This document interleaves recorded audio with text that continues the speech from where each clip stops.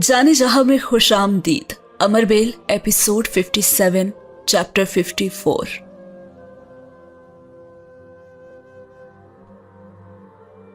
ये पूरा चैप्टर ही उमर के बारे में है और यकीन करें कि यह चैप्टर आपको रुला देगा। उमर बहुत सारे स्टूपिड डिसीजंस लेता है, लेकिन इस बार जो वो स्टूपिड डिसीजन लेने वाला है उसको जानने के बाद आपकी आंखें भी अश्कबार हो जाएंगी।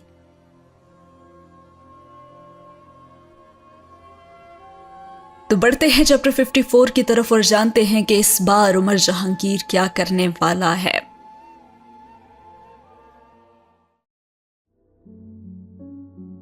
यह चैप्टर काफी मिस्टीरियस वे में लिखा गया है। काफी अजीब अजीब एक्टिविटीज होने वाली हैं यहाँ पर, और प्रॉपरली यहाँ पे टाइम मेंशन किया जा रहा है कि कब किस वक्त वो क्या करने वाला है।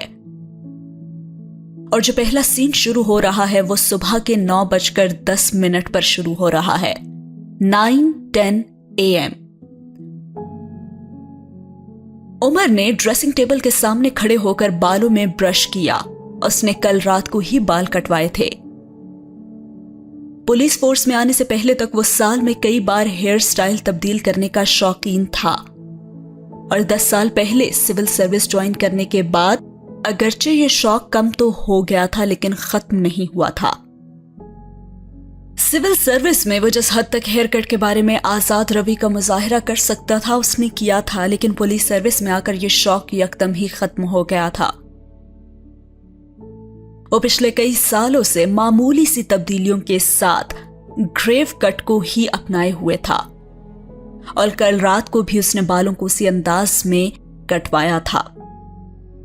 2-4 बालों में ब्रश करने के बाद उसने ब्रश तो ड्रेसिंग टेबल पर रख दिया और फिर परफ्यूम उठाकर अपने ऊपर स्प्रे करने लगा, और स्प्रे करते हुए अपने गर्दन पर नजर आने वाले चंद सुर्ख निशानात ने उसकी तवज्जो अपनी तरफ मबसूल कर ली।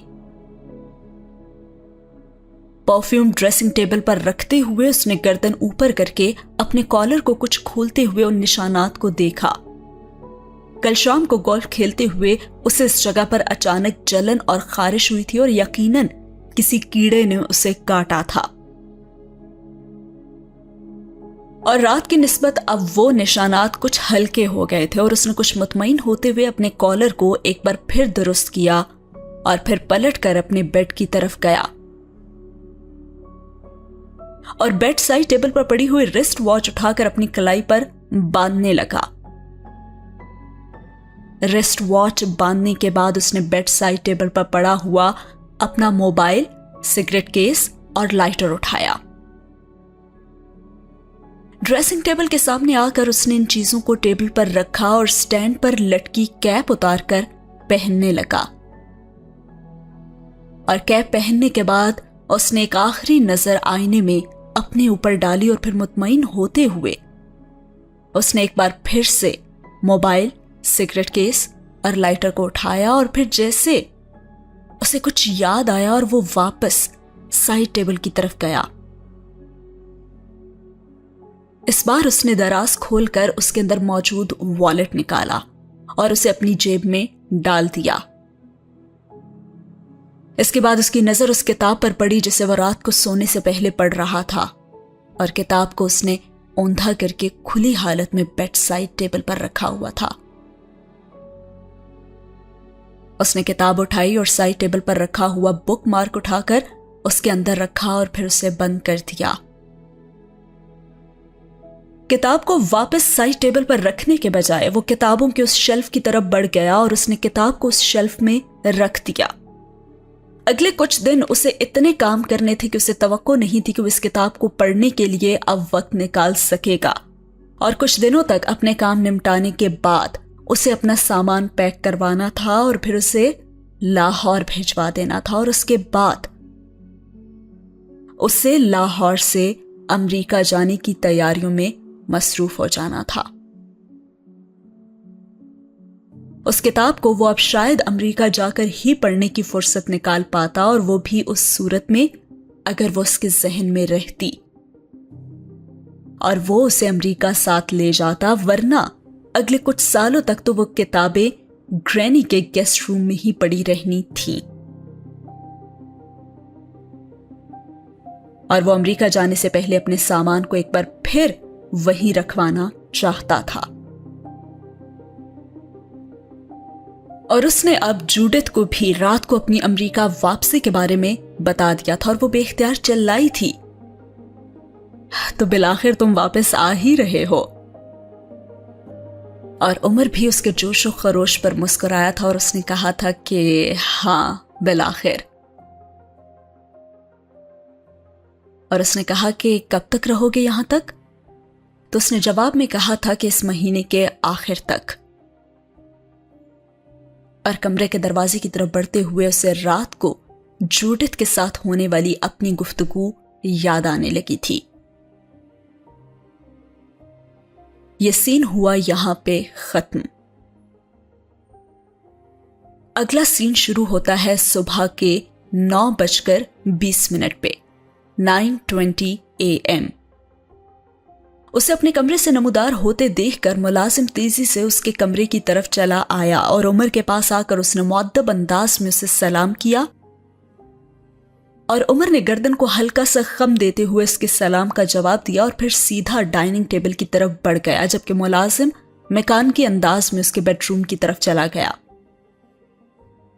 यह रोजाना का मामूल था कि उमर को अपने कमरे से बाहर आता देखते ही मुलाजिम उसके बेडरूम में चला जाता और फिर वहां पड़ा हुआ उमर का ब्रीफकेस और स्टिक उठाकर उसकी गाड़ी में जाकर रख देता। उमर आमतौर पर 9 बजे तक घर से निकल जाता था, लेकिन आज वो कदरे लेट था।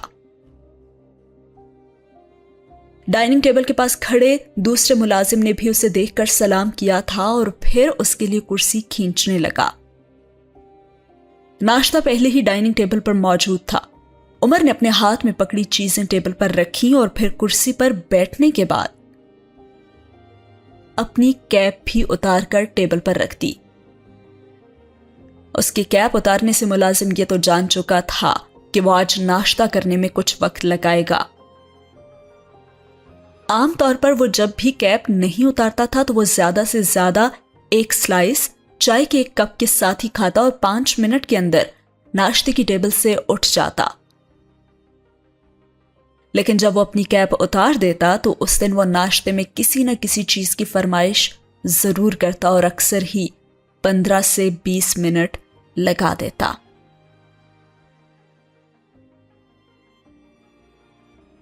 अब मुलाजिम ने उसके लिए चाय उंडेलते हुए उसे इत्तला देना जरूरी समझा कि सर ऑफिस से फोन आया था और उमर ने भी भवें उचकाते हुए कहा कि किस लिए? तो मुलाजिम ने कहा कि आपके बारे में पूछ रहे थे और मैंने उन्हें बता दिया कि आप आज कुछ देर से आएंगे। और उमर ने उससे पूछा कि कोई इमरजेंसी तो नहीं थी ना? तो उसने कहा कि नहीं सर, वो ऐसे ही रूटीन में आपके बारे में पूछ रहे थे। और उमर ने चाय का कप उठाते हुए सर हिलाया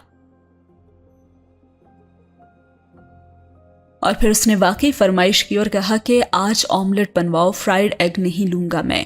उमर ने टेबल पर एक नजर डालते हुए कहा और मुलाजिम जी सर कहता हुआ डाइनिंग रूम से निकल गया। अब उमर इस वक्त चाय का दूसरा कप पी रहा था जब मुलाजिम ऑमलेट की प्लेट लिए डाइनिंग टेबल में दाखिल हुआ और उमर ने प्लेट में मौजूद मशरूम वाले ऑमलेट पर एक नजर डालते हुए मुस्कुराकर कहा कि इसकी शक्ल तो अच्छी खासी लग रही है गफूर। और मुलाजिम ने भी उस तबसरे के जवाब में कहा कि इंशाल्लाह आपको जायका भी अच्छा लगेगा सर। और फिर उसने स्लाइस वाली प्लेट उसकी तरफ बढ़ा दी। नहीं, स्लाइस नहीं लूंगा, सिर्फ ऑमलेट ही खाऊंगा आज। उमर ने उसे रोक दिया और अब छुरी और कांटे की मदद से ऑमलेट के टुकड़े करने में मसरूफ था। और फिर उसने मजीद हिदायत देते हुए उसे कहा कि रात को केक कस्टर्ड अच्छा बना था, अगर है तो ले आओ। और मुलाजिम एक बार फिर जी सर कहते हुए वहां से चला गया। जब वो प्याला लेकर वहां आया तो उमर ऑमलेट खाने में मसरूफ था اور اس نے کامنٹ کیا کہ یہ تو واقعی ذائقے میں بھی بہت اچھا ہے غفور، تمہارے کھانے نا دن بدن اچھے ہی ہوتے جا رہے ہیں۔ عمر نے اسے دیکھ کر کچھ بے تکلفی سے کہا اور غفور کا تو چہرہ اپنی تعریف پر چمکنے لگا۔ عمر تعریف میں کبھی کنجوسی نہیں کرتا تھا اور اس نے اب تک جتنے آفیسرز کے لیے کام کیا تھا اس میں اسے سب سے زیادہ عمر جہانگیر ہی پسند آیا تھا۔ وہ اگرچہ دوسرے آفیسر کی طرح ہی ریزرو رہتا تھا مگر وہ تعریف کرتے ہوئے کوئی تکلف نہیں برتتا تھا، اور وہ ویسے بھی خاص کھلے دل اور جیب کا مالک تھا اور اکثر اوقات اسے اور دوسرے ملازمین کو کچھ نہ کچھ دیتا رہتا تھا۔ ملازمین کی چھوٹی موٹی سفارشیں بھی مان لیتا تھا اور یہ سب چیزیں بہت سے دوسرے آفیسرز میں بھی تھیں، لیکن غفور کو وہ اس لیے پسند تھا کیونکہ وہ غصے میں بھی ان کی تذلیل کرنے کا عادی نہیں تھا، اور وہ غلطی کرنے پر جھڑکنے میں تامل نہیں کرتا تھا، مگر یہ ڈانٹ ڈپٹ ایسی نہیں ہوتی تھی کہ ان لوگوں کو تذلیل کا احساس ہوتا۔ اور یہ سب سوچتے ہوئے غفور نے اس سے پوچھا کہ سر رات کے لیے کیا بناؤں آپ کے لیے؟ اور اس نے کہا کہ جو چاہے بنا لو، اب تو چند دن مہمان ہیں تمہارے پاس، تم جو چاہو کھلاؤ، مگر رات کو شاید میں کھانے پر نہ آ سکوں اور بہت دیر سے آؤں گا اور کھانا کھا کر ہی، لیکن عین ممکن ہے کہ آ ہی نہ سکوں، مجھے کہیں ادھر ادھر جانا پڑے گا۔ اور اس نے جواباً کہا کہ کوئی بات نہیں سر، میں پھر بھی کھانا بنا لوں گا، ہو سکتا ہے نا کہ آپ آ ہی جائیں۔ غفور نے اس کے پیچھے لپکتے ہوئے کہا۔ وہ واش بیسن میں کلی کر رہا تھا اور غفور کی بات کے جواب میں کچھ بھی کہنے کے بجائے وہ خاموش رہا۔ غفور اب ٹاول سٹینڈ سے ٹاول اتار کر اسے دے رہا تھا اور عمر ہاتھ خشک کرنے کے بعد دوبارہ ٹیبل کی طرف چلا گیا اور کیپ اٹھا کر پہننے لگا۔ غفور نے مستعدی سے موبائل، سگریٹ کیس اور لائٹر ٹیبل سے اٹھا کر عمر کی طرف بڑھا دیا اور عمر ان چیزوں کو ہاتھ میں لیتے ہوئے بیرونی دروازے کی طرف بڑھ گیا۔ غفور اس سے پہلے دروازے پر پہنچ چکا تھا اور دروازے کے پاس موجود قد آدم آئینے کے پاس پہنچ کر عمر ایک بار رکا اور اس نے اپنی کیپ پر نظر ڈالی اور پھر مطمئن ہو کر اس نے دروازے سے باہر قدم رکھا جسے اب غفور کھول چکا تھا، اور عمر نے اپنی پشت پر روز کی طرح غفور کی آواز سنی تھی، خدا حافظ سر، اور ساتھ ہی ہوا یہ سین ختم۔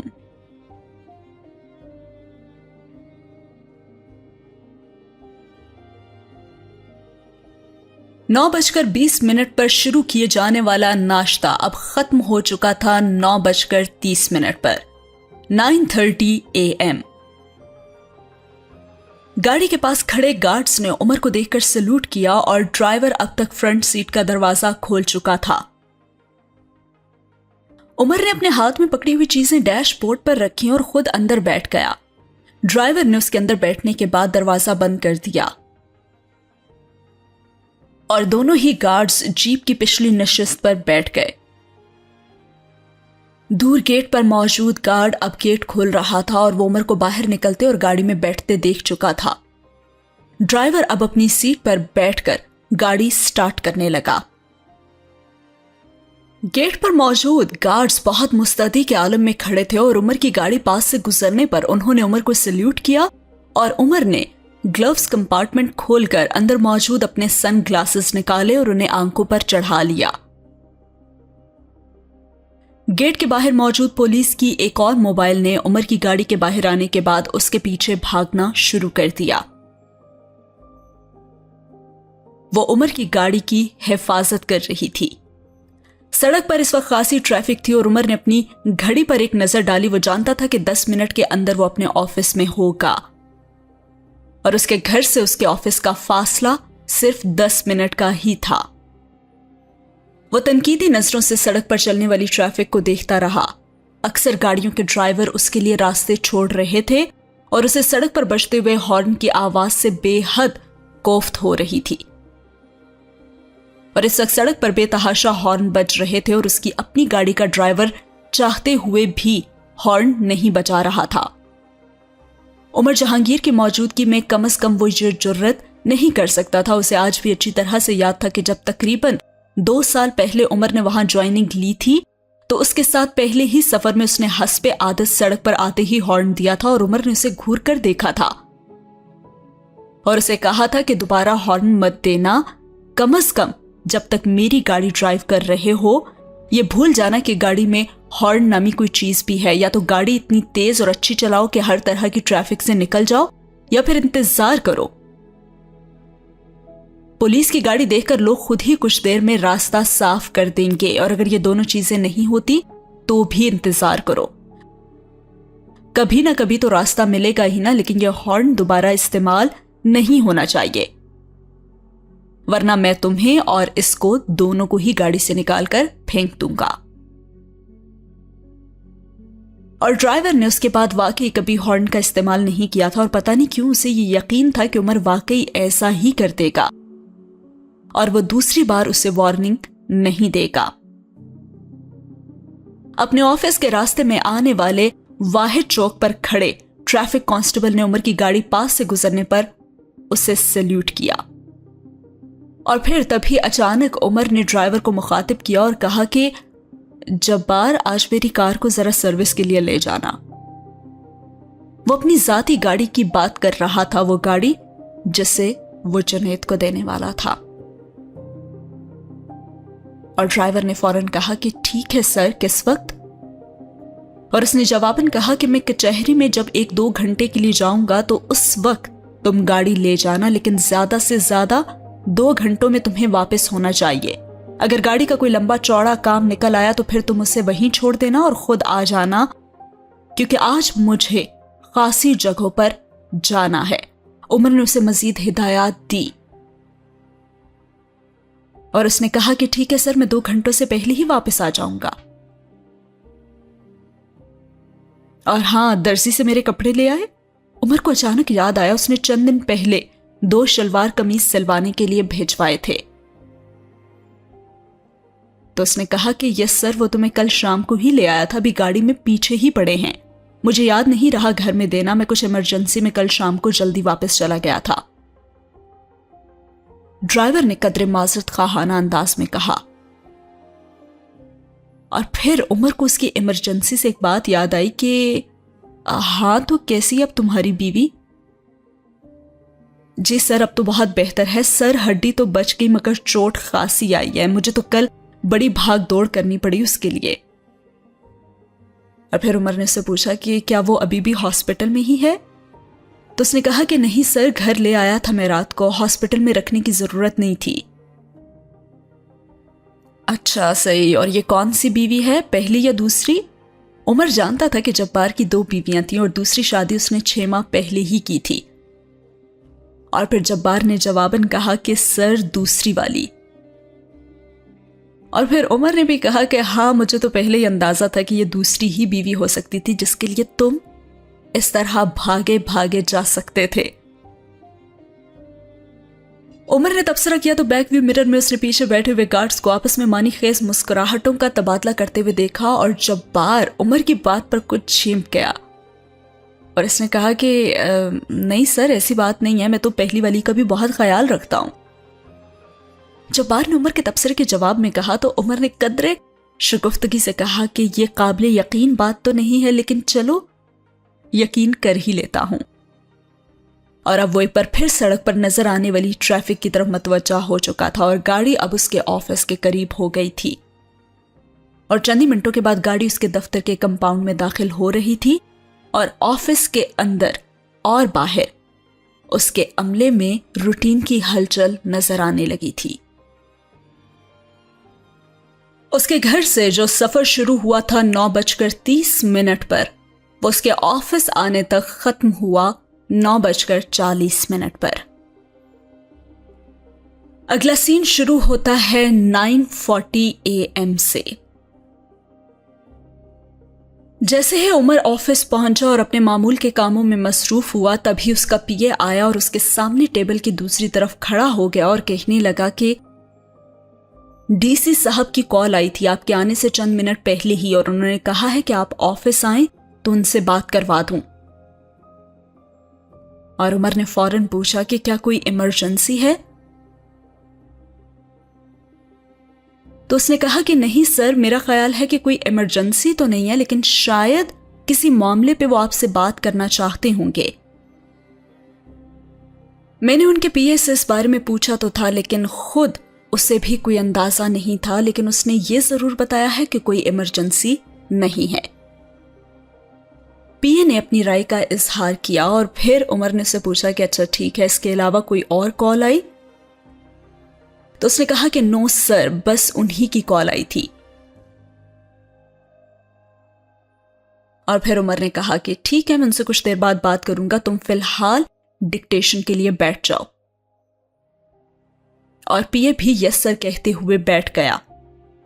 وہ اس فائل کو دیکھتے ہوئے اسے ڈکٹیشن دینے لگا اور یکے بعد دیگرے اس نے ٹیبل پر پڑی ہوئی 2-3 اور فائلز کو بھی دیکھا اور ان کے بارے میں بھی اسے ڈکٹیشن دی۔ وہ ساتھ ساتھ کچھ اور فائلز پر نوٹ لکھنے میں بھی مصروف تھا، اور تقریباً 1 گھنٹے کے بعد وہ آخری ڈکٹیشن دے کر ایک گہری سانس لیتے ہوئے خاموش ہو گیا۔ اور پھر عمر نے اس سے کہا کہ یہ بس اب میری آخری ڈکٹیشن ہے، کل میں شاید آفس نہ آؤں، اور اگر آیا بھی تو زیادہ دیر کے لیے نہیں آؤں گا۔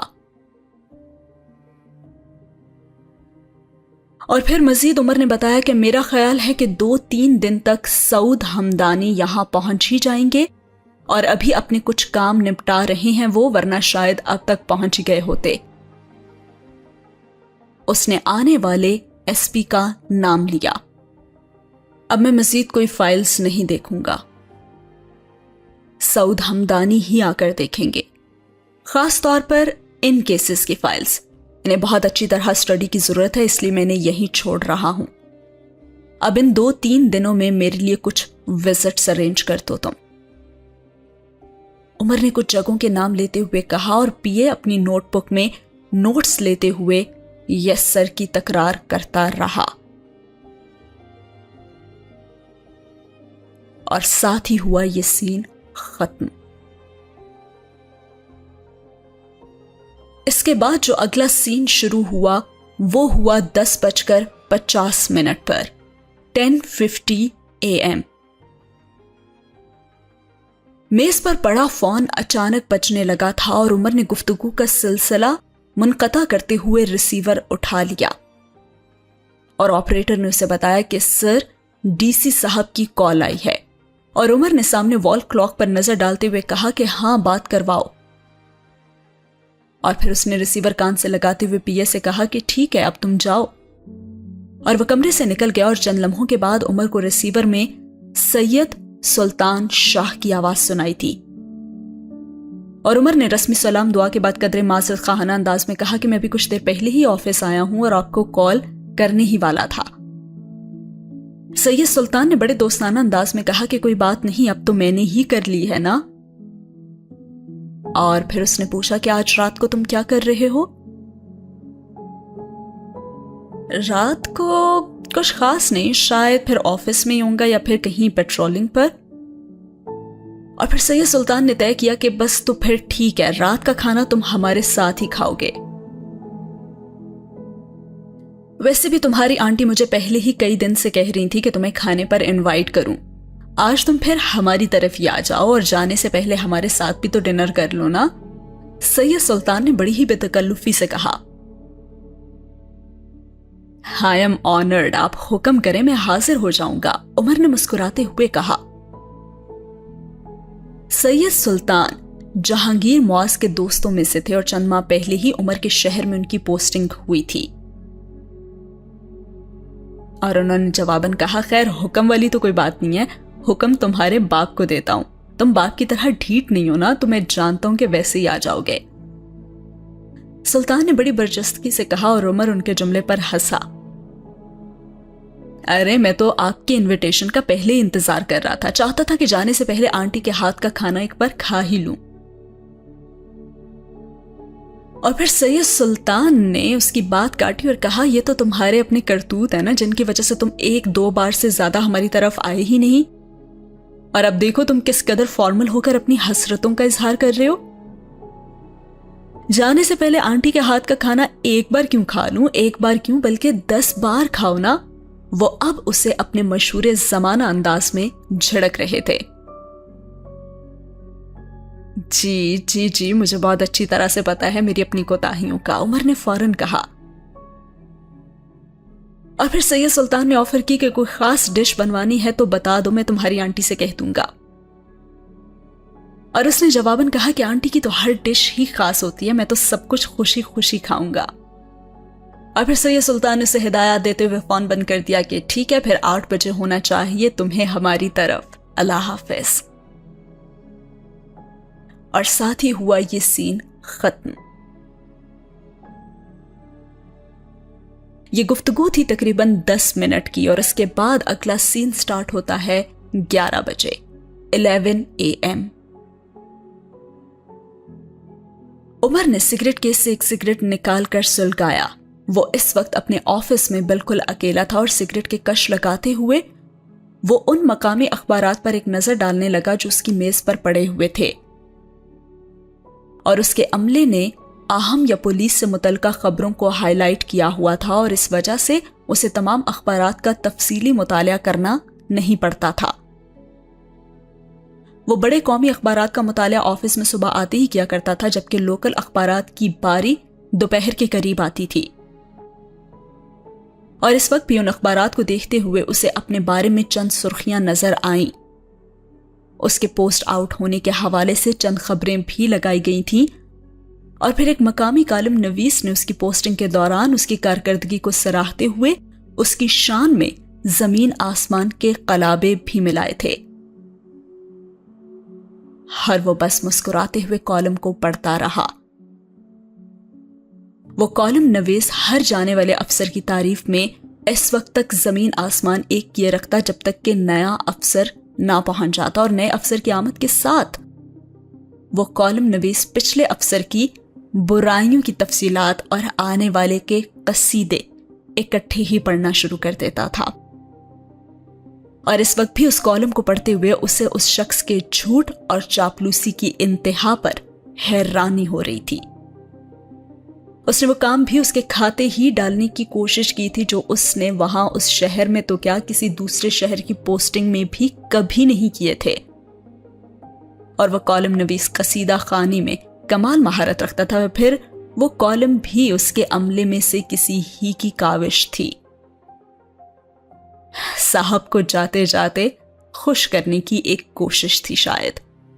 अब वो कुछ महसूस होता हुआ सिगरेट के कश लगाते हुए वो कॉलम पढ़ता रहा और कॉलम पढ़ने के बाद उसने दूसरी खबरों पर नजरें दौड़ाना शुरू कर दी। एक खबर बार की तरफ से उसके एहसास में अलविदाई दावत की थी, एक और दावत चैम्बर ऑफ कॉमर्स की तरफ से दी जा रही थी और उससे वकीलों और कारोबारी अफराद से जितनी चिढ़ थी किसी और से नहीं थी, लेकिन पुलिस सर्विस में उससे सबसे ज्यादा वास्ता इन्हीं दो तबकात से पड़ा था। 10 मिनट में उसने इन अखबारात का जायजा लेने के बाद उन्हें वापस सी टेबल पर रख दिया और अपने चपरासी को बुलवा कर उसने गाड़ी तैयार करवाने के लिए कहा, क्योंकि अब उसे कचहरी जाना था। अपने ऑफिस से निकलकर वो बाहर जाने के बजाय पुलिस स्टेशन का राउंड लेने लगा और हमेशा की तरह उसे उस दिन भी बहुत सी चीजों की तरफ अपने अमले की तवज्जो मबसूल करवानी पड़ी। कुछ के यूनिफॉर्म की हालत इतनी ही खस्ता थी जितनी हमेशा होती थी, और फिर 10 ही मिनट में उसने अपना राउंड मुकम्मल किया और बाहर कंपाउंड में निकल आया। उसके गाड़ी में सवार होने के बाद एक बार फिर गार्ड्स और ड्राइवर्स ने अपनी नशिस्त संभाल ली थी और उसके ऑफिस से कचहरी तक का जो फासला था वो 15 ही मिनट में तय हो गया था। और साथ ही हुआ यह सीन खत्म। अगला सीन शुरू होता है 11:35 पर 11:35 AM और सीन स्टार्ट होता है कचहरी का। कचहरी में मौजूद अपने ऑफिस में पहुंचकर उसने वहां मौजूद कामों को निपटाना शुरू किया और मुलाकातियों की एक लंबी लाइन थी जिसे वहां भुगताना था और हर एक का मसला एक से बढ़कर एक था। पुलिस सर्विस में आकर उसकी पंजाबी में जितनी रवानी आई थी ना वो पहले कभी नहीं आ सकती थी। फॉरेन सर्विस का जहां और जहां था और पुलिस सर्विस की दुनिया और दुनिया थी। मकामी जुबान से नावाकफियत बड़े से बड़े अफसर को भी बाज दफा बुरी तरह डुबोया करती थी। اور عمر نے پولیس سروس میں آنے کے بعد بہت جلدی اس زبان کا اس طرح کا استعمال سیکھ لیا تھا جس طرح کے استعمال کی ضرورت تھی۔ باقی کی فصاحت و بلاغت اس کے ماتحت عملے نے اسے سکھا دی تھی، اور وہاں اس سے ملنے والوں میں زیادہ تعداد جو تھی وہ دیہاتیوں یا پھر عام شہریوں کی تھی، اور وہ وہاں بیٹھنے کے اوقات میں ہمیشہ بڑی تیزی اور مستعدی سے ملاقاتیوں کو بھگتایا کرتا تھا، اور اس کے باوجود وہ جب بھی وہاں سے اٹھتا آفس کے باہر کوریڈور میں موجود ملاقاتیوں کی تعداد اتنی ہی ہوتی، اور آج بھی وہ اسی پھرتی اور تیزی سے درخواستوں پر احکامات جاری کر رہا تھا، اور ساتھ ہوا یہ سین ختم۔ اس کے بعد جو اگلا سین شروع ہوتا ہے جہاں پہ فائنلی عمر کو کال آتی ہے جنید کی طرف سے، وہ سین شروع ہوتا ہے دوپہر کے 12:40 پر، یعنی کہ 12:40 PM۔ اس کے موبائل کی بیپ بج رہی تھی اور سامنے بیٹھے ہوئے ملاقاتی سے بات کرتے کرتے اس نے میز پر پڑا ہوا موبائل ہاتھ میں لے کر کالر کا نمبر دیکھا،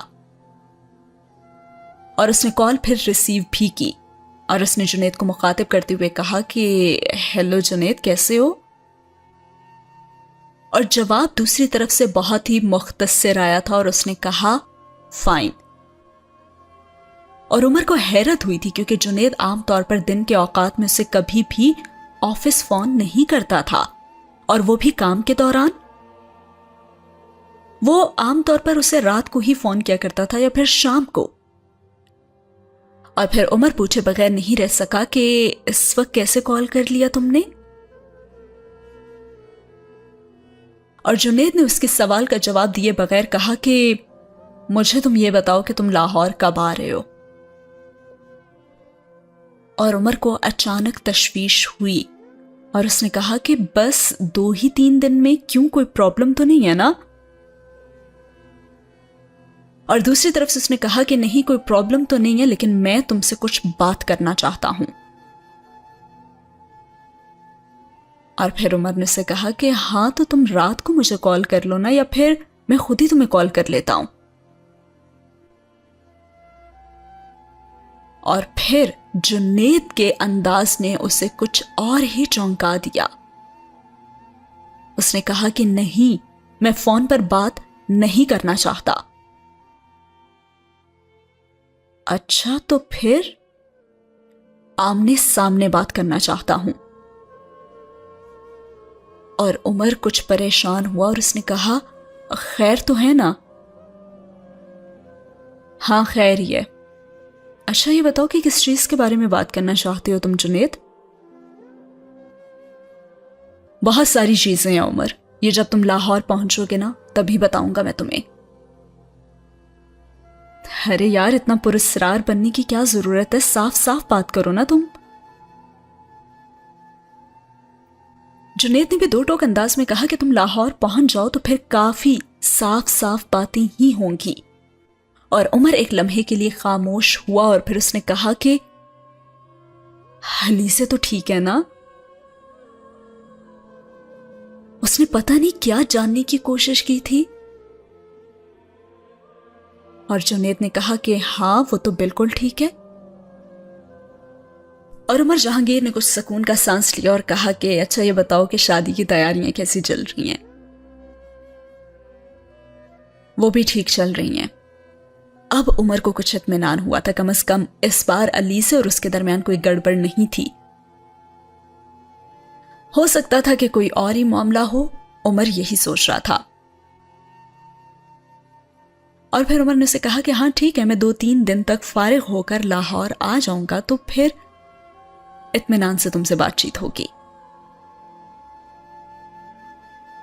اور جنید نے بھی بڑے عجیب سے انداز میں کہا کہ میں صرف تمہاری واپسی کے بارے میں ہی جاننا چاہتا تھا۔ اور پھر عمر نے بڑے ہلکے پھلکے انداز میں کہا کہ اچھا ٹھیک ہے نا، پھر میں کروں گا تمہیں رات کو کال، کچھ گپ شپ کریں گے، پھر ابھی تو میں آفس میں ہوں۔ ہاں۔ اور عمر نے خدا حافظ کہتے ہوئے فون بند کر دیا اور ساتھ ہی ہوا یہ سین ختم۔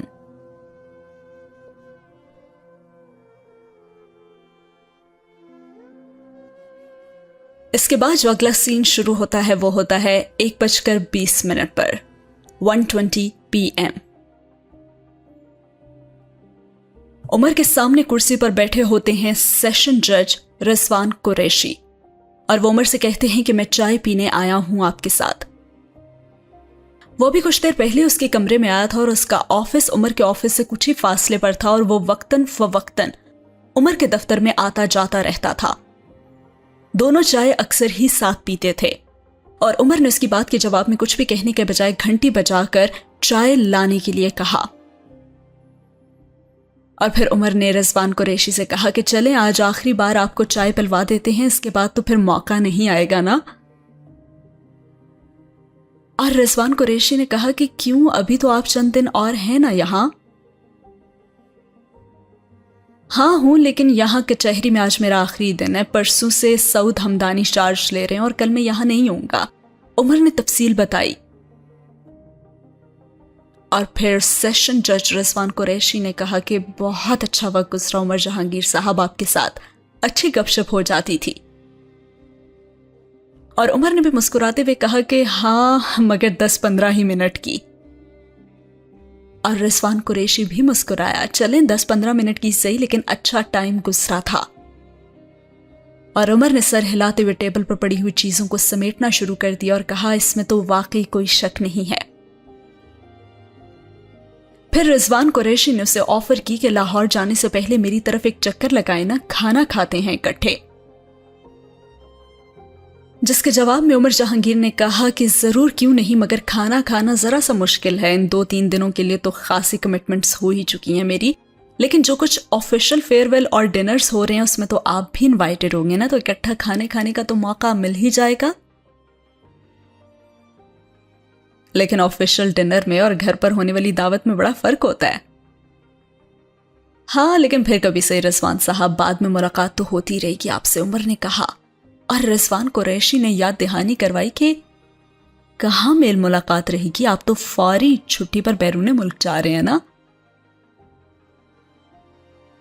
جی لیکن آتا جاتا رہوں گا میں، اور پھر دوبارہ جوائن بھی تو کرنا ہے نا میں نے۔ ہاں لیکن تب کیا پتا ہم کہاں ہوں گے اور آپ کہاں ہوں گے؟ اور عمر نے اس کے جواب میں کہا کہ جہاں بھی ہوں گا میں آپ سے رابطہ رکھوں گا۔ اور اگلے ہی 15 منٹ میں اس نے رضوان قریشی کے ساتھ چائے اور سگریٹ پیتے ہوئے گزارے، اور پھر رضوان قریشی بڑی ہی گرم جوشی کے ساتھ اس سے مل کر آفس سے نکل گیا۔ اور اس کے جانے کے بعد عمر نے اگلے 15 منٹ وہاں موجود عملے کے ساتھ الوداعی بات چیت کی،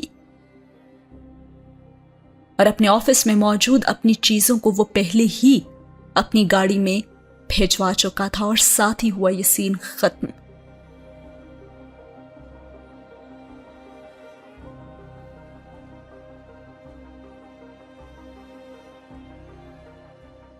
اور اگلا سین جو کہ اس چیپٹر کا آخری سین ہے وہ ہوتا ہے شروع 1:50 پر۔ اور اس کے بعد یہ جو سین آ رہا ہے اور اس کے بعد کا جو چیپٹر ہے وہ میں یہ ضرور کہوں گی کہ اس پورے ناول میں اگر سب سے زیادہ کچھ ٹف چیز کہہ لیں یا پھر میرے لیے پڑھنا بہت زیادہ مشکل ہو رہا ہے اس وقت اس پورے ناول کے اندر، تو وہ یہ والا سین اور اس کے بعد آنے والا چیپٹر ہی ہے۔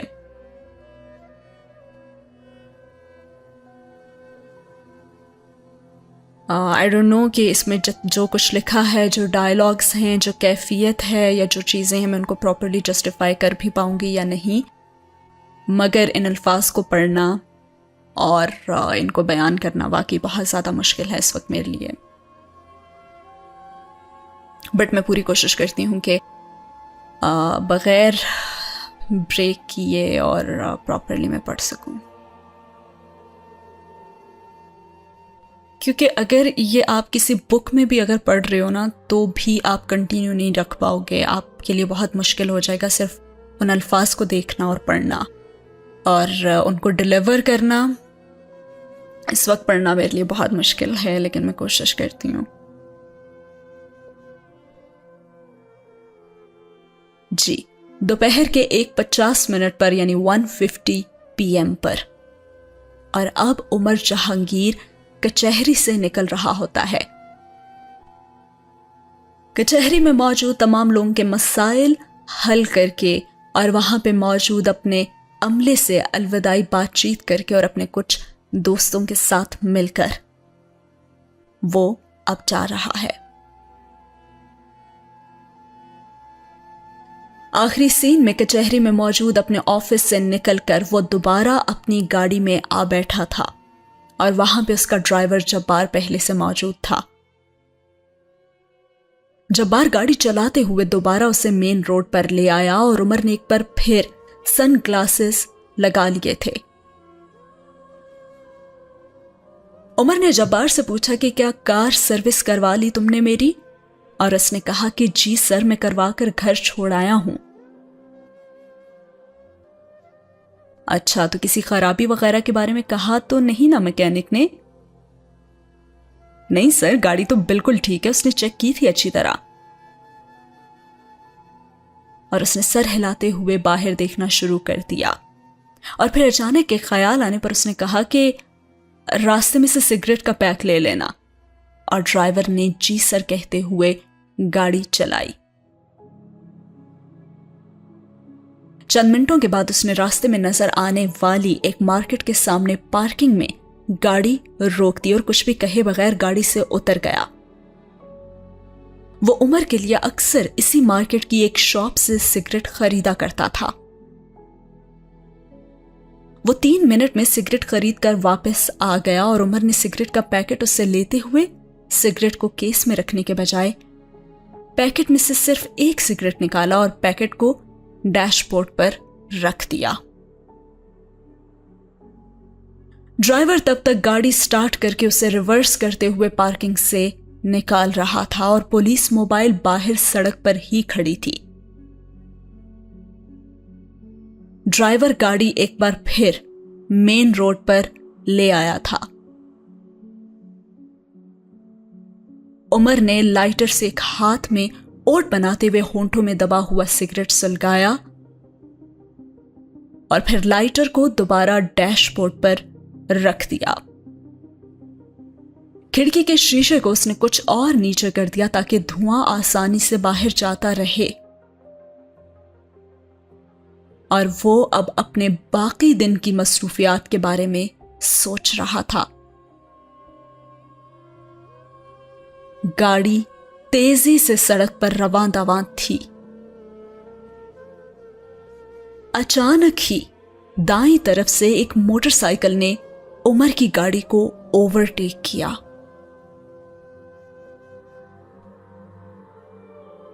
موٹر سائیکل پر موجود 2 آدمیوں میں سے پیچھے بیٹھے ہوئے شخص نے اپنے جسم کے گرد چادر لپیٹی ہوئی تھی۔ عمر کی گاڑی میں موجود گارڈز ہاتھ میں پکڑے ہتھیار لے کر یکدم چوکنا ہوتے ہوئے اوورٹیک کرتے ہوئے اس موٹر سائیکل کو دیکھنے لگے اور سگریٹ پیتے ہوئے عمر نے بھی ونڈ سکرین سے آگے نکلتی ہوئی اس موٹر سائیکل کو دیکھا۔ موٹر سائیکل پر بیٹھے داڑھی والے نوجوان لڑکوں میں سے کسی نے عمر کی گاڑی کی طرف نہیں دیکھا تھا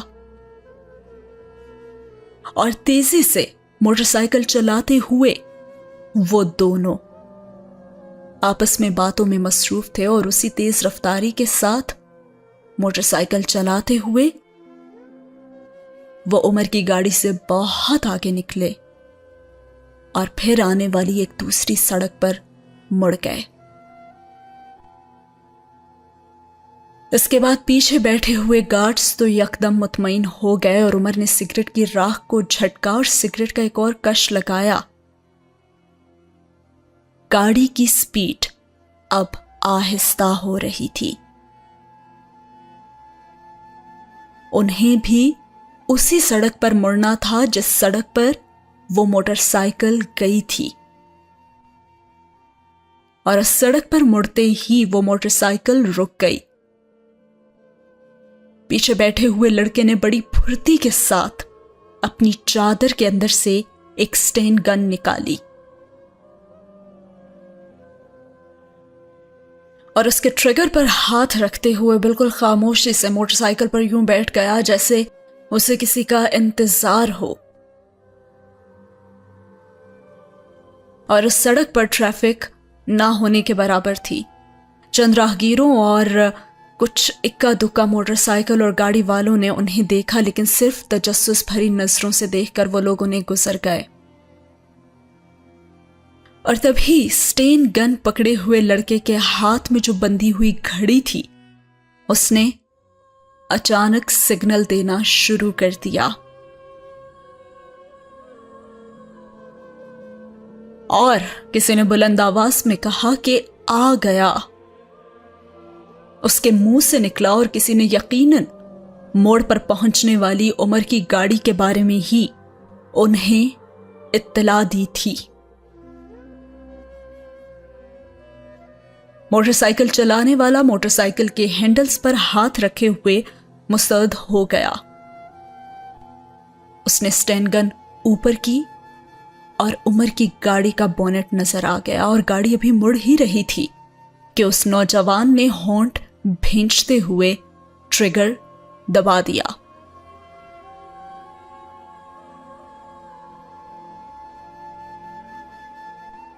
पहला बर्स्ट टायर्स पर पड़ा था और गाड़ी को यकदम ब्रेक लगी और उससे पहले कि गाड़ी का ड्राइवर या फिर गार्ड्स सूरत-ए-हाल को समझकर कुछ कर ही सकते, दूसरे बर्स्ट ने विंडस्क्रीन को छलनी कर दिया था।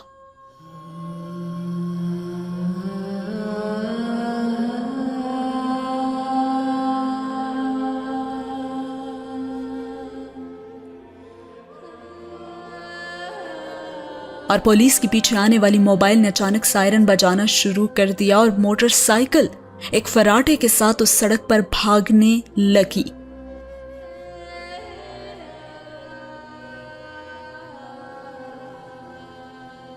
अब वो नौजवान स्टेन गन अपनी चादर के अंदर कर चुका था और जब तक मोबाइल मोड़ मुड़कर उमर की गाड़ी क्रॉस करते हुए आगे आई, उस सड़क पर से मोटरसाइकिल गायब हो चुकी थी।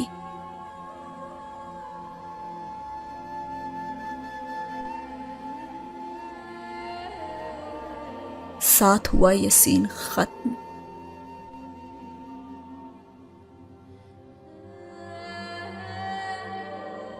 आगे क्या हुआ उमर के साथ, ये हम जानेंगे अगले एपिसोड में।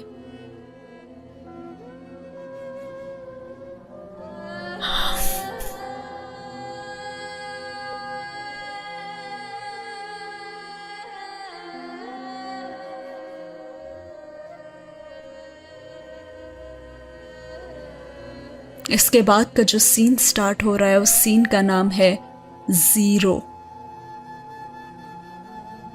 उस वक्त उमर की क्या कैफियत थी, किस तकलीफ से वो गुजर रहा था,